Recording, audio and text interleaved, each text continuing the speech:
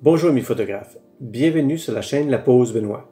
Aujourd'hui, une vidéo trucs et astuces sur l'outil de sélection à main levée.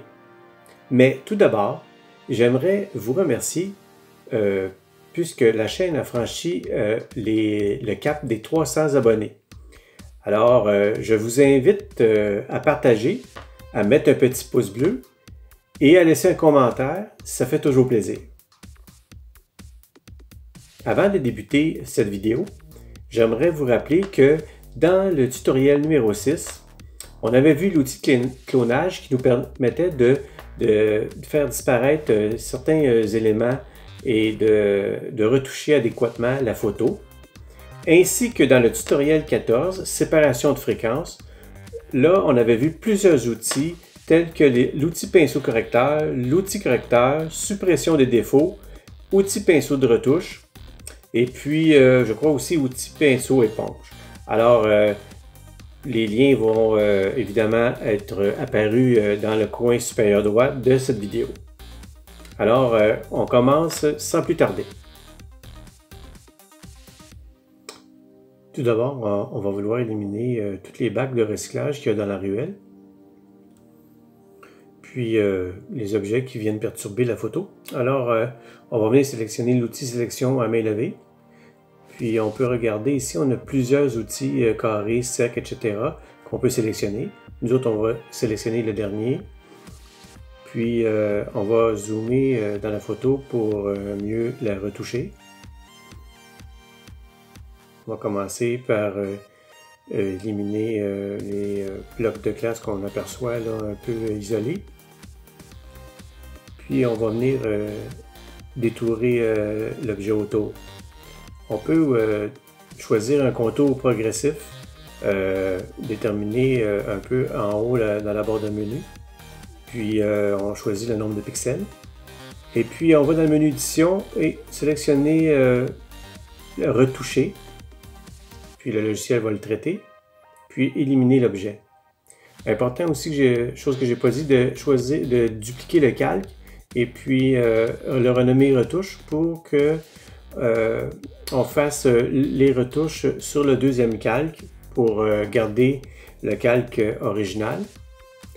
Lorsqu'on vient détourer les objets, c'est important de détourer de petites superficies puisque le logiciel, si on choisit de trop grandes superficies, a de la difficulté à interpréter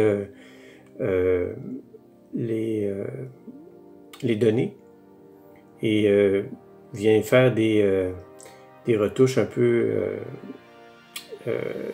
on va dire, non convenables.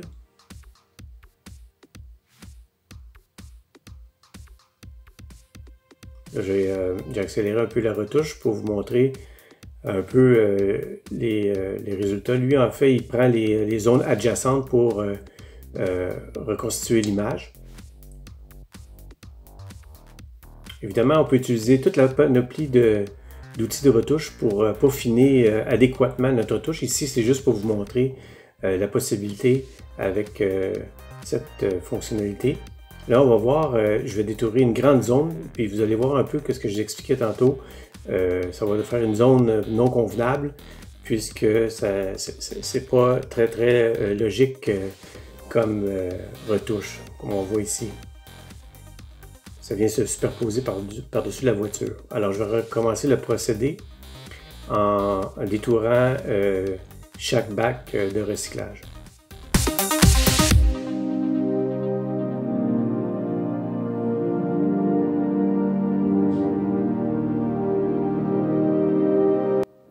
Évidemment, lui, il va répéter un peu ce qu'il y a autour. Donc, ça va être une retouche, on va dire, répétitive. Alors, après coup, on va pouvoir prendre un outil comme outil de clonage et modifier un peu l'allure de la retouche.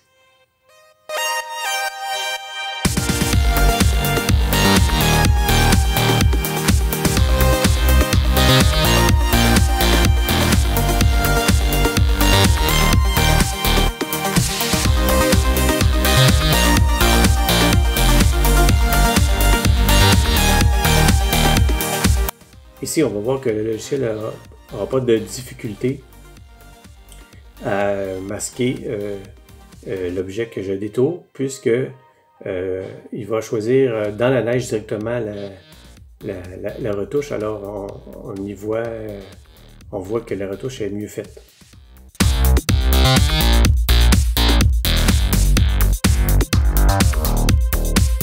Alors je vais décocher la zone, le calque retouche, pardon, pour vous montrer un peu la retouche sur l'ensemble de la photo, qu'est-ce que ça peut donner. Alors, voici ce qui complète cette courte vidéo sur les trucs et astuces pour éliminer des objets indésirables sur la photo. Alors, je vous dis à la prochaine fois. Merci.